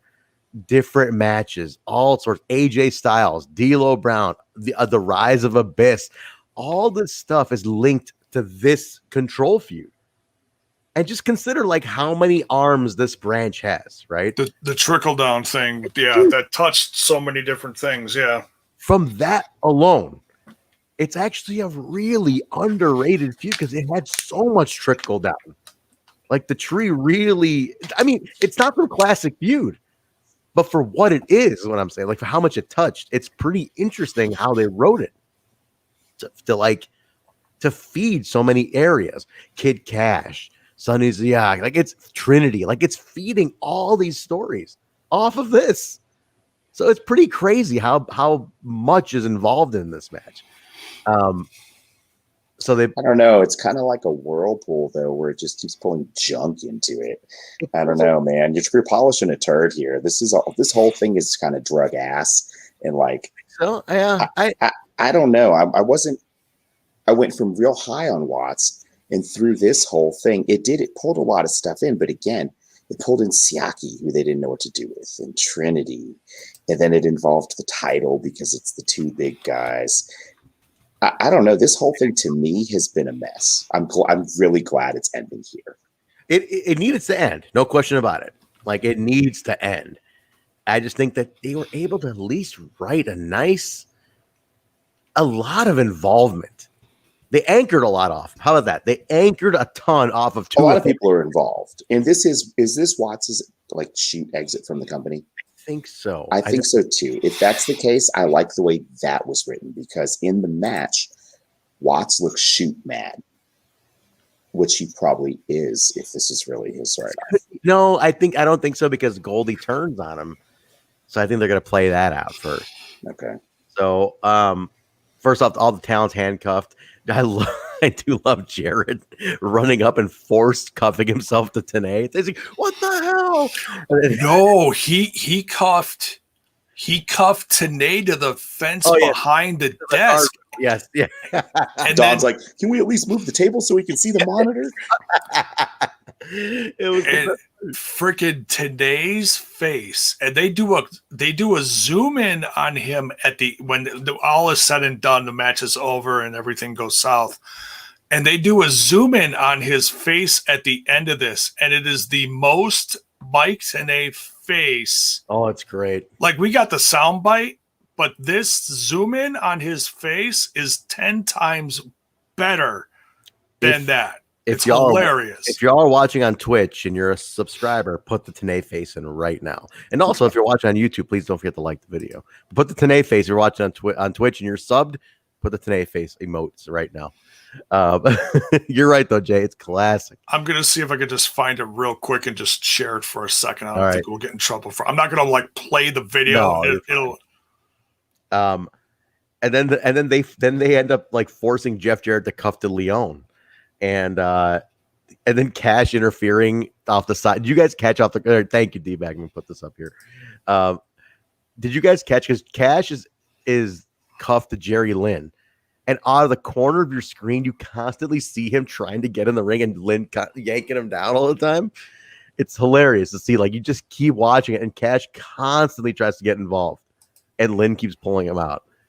I mentioned it in the watch along that I thought Kid Cash's wrist was going to break. Yeah, from how many times they were doing that. It was awesome. But the end comes when Goldie, who was a little out of position at times, like she was a little off, and like they had to reset her. But you could see this was where Watts's kind of veteran mind comes in though, and he knew how to reset. You catch this? Like he kind of knew how to reset the spot so she can get into place. It was supposed to happen in the one way. He realized she wasn't there, so he kind of buys the time and resets it, and she gets in, nut shot. Kallus wins, angry TNA face. He's bleeping, and he's like, Goldie, you whore, you bitch. They censor TNA like twice, and when he called her a whore, oh my God, Don West is corpsing. You could hear him corpsing right after he's like TNA, what are you doing? Whose emote is this? Like, who is that Courtney put up? Whose face is that? I can't even tell what face that is. I don't know what that is. Did I put it back up there? Look, I don't know what that is. No idea. We need that. I don't know who the hell that is. That's oh shit. No, you know what? I don't even know. I have no idea. But that's the show, y'all. That is NWA-TNA Erik Watts. number 79. And that's it. It's a fun show. This was a fun episode. I liked it. Had me hooked the whole show. It was always entertaining. Always entertaining. And I'm already sold for next week because I'm more so for this one. I'm like, what the hell comes out of all this shit? They did a lot of stuff. Like a lot of stuff is going to happen, you know? I'm worried about what they're going to do with Funk, honestly. I don't want him involved in that storyline. Oh, he's in there, Bell. He's in there. He's all in. Funk only knows all in. Today, they're picking up Kallus. Goldie's storming off. She's just, she's got this really ugly face, and she just leaves a ring, and he goes, she's just a digger. She's just a goddamn gold digger. Mike my God.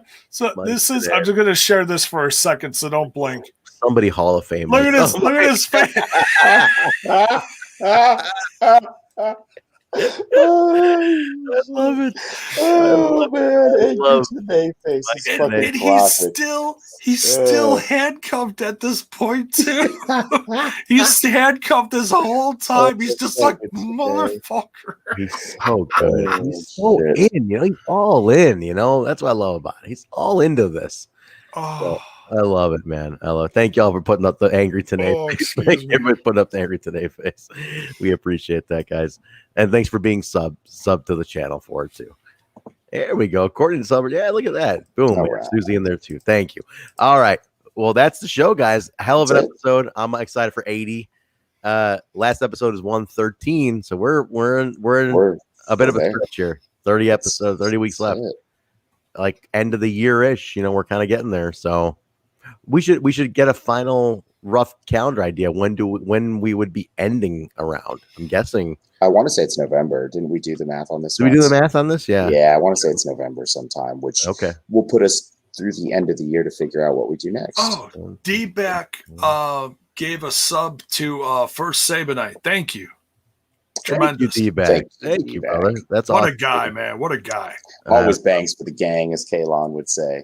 Hell yeah. You know what? This is a great point. If these shows happen today, the memes for Mike today would be incredible. It would be a meme machine. That's true. They'd be memeing the shit out of him. Again, maybe that's why he doesn't want to be around. He's older now, but yeah, he's like that to you guys. He lives in Vegas, bound for glory in Vegas. I don't care if Johnny Swinger himself has to go up and shake his legs, Daddy. You better. Johnny Swinger had a one-liner in this, and I didn't write it down. It was during the interview where he was talking to Diamond. He said something and it just caught me. It was just goofy. I forget what it was. Yeah, I know what you're talking about. I didn't write it down though. But the funniest thing is he still sounds. I mean, not that he's going to sound different, but it sounds like it's the same character. It's still Jay Swinger. Yes, yes. That's the best part of it. It's I love just it. Without all the shades and the frills and the tie dye and the whatever. It's hilarious. I love it. That's it, guys. Thank y'all for joining. Let's get our plugs here real quick. Mark, where can people follow you? You can find me at Mark World Order, MARKQ World Order, in bed on Twitter. But more likely you can find me on the Discord. I'm there like all fucking day since I'm online all the time. You can catch me in the Discord. You can catch me on the Patreon at patreon.com/WeTalkImpact, where we do all sorts of fun stuff. We've got watch-alongs. We've got the Treehouse. We've got Family Dinner is back. After Dark is really started to come back around. So, join us on Patreon. We're having a shit ton of fun in there. Yeah, Patreon is what's up, guys. So thank y'all for our patrons. Seriously, you guys got a lot of cool shows this weekend. We did 3 shows in 2 days this Dear weekend. God. Y'all are, I'm telling you, I came back. I was like, they pay for premium content, they get premium content behind them. Let's go. My wife even made an appearance this week. Mark's hot wife made an appearance. Only behind a paywall. You don't get that for free. All right, J-Bone, where can people find you, man? You can find me over on that other little podcast called Smash This Podcast. I'm starting to catch up on some stuff. I did some jacked up jukebox where we do music theme stuff. Caught up on some AEW and Impact news earlier today, so go check that out. It's on YouTube, Twitch and all the socials, the Facebox, the Twitter box, and the Instanet. And for your bone on the go, J-Bone, you can find Smash This Podcast on audio at anchor.fm/Smash This Podcast. Oh, and we have a sale going right now through Friday. Free shipping, free standard shipping. Beautiful, beautiful. All right. What the is Mickey here? It's transition music, man. Something.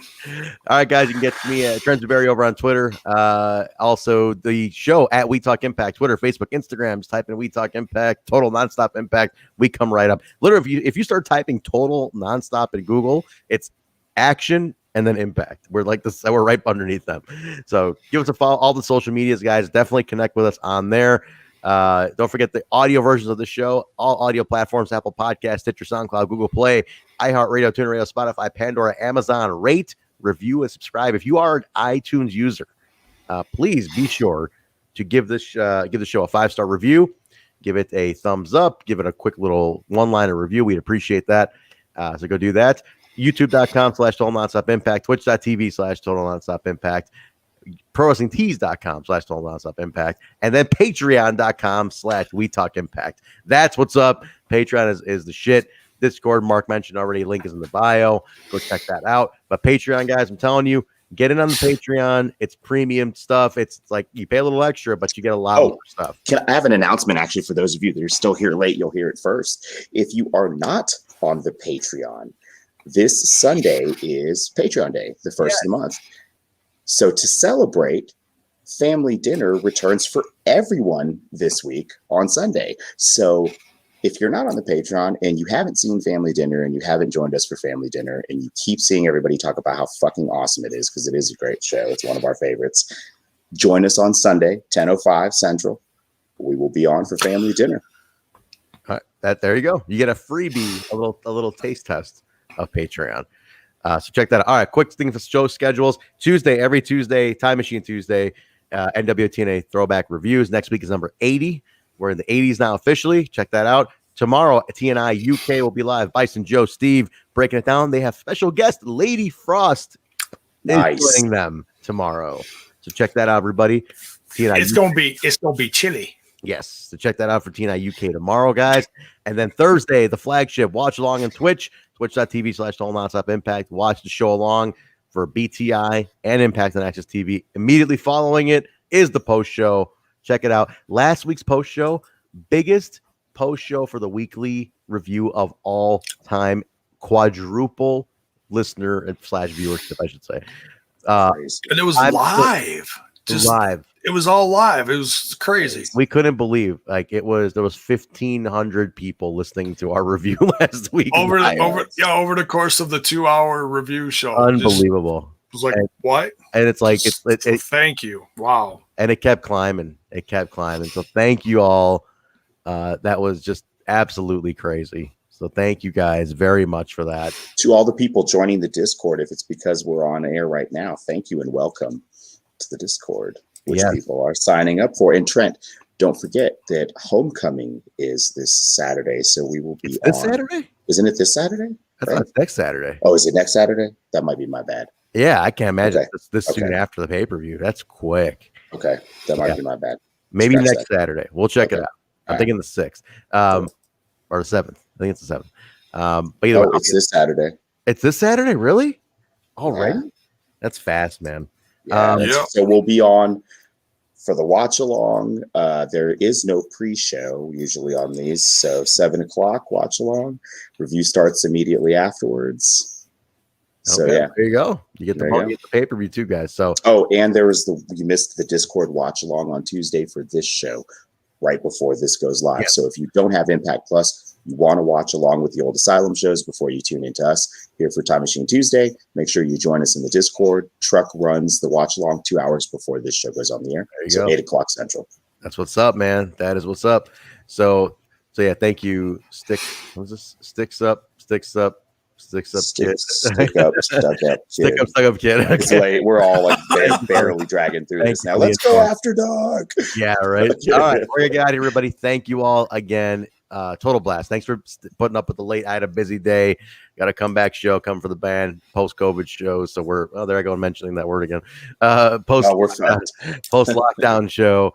And so we're getting ready for that. So running a little late on Tuesdays. But thank you all for sticking around. We appreciate it. We'll see you tomorrow, TNI UK, and then I'm back again on Thursday and then Saturday as well. Guys, have a great night. Stay safe. Stay cool. It's hot as shit out there, so stay cool. Yeah, Mark's dying. But we will talk to you guys later. Join J-Bone on Smash. She'll be around doing a bunch of stuff. Connect. We're all around. See you on Twitter. See you on the socials. Guys, have a great night. We'll talk to you later. See you, everybody.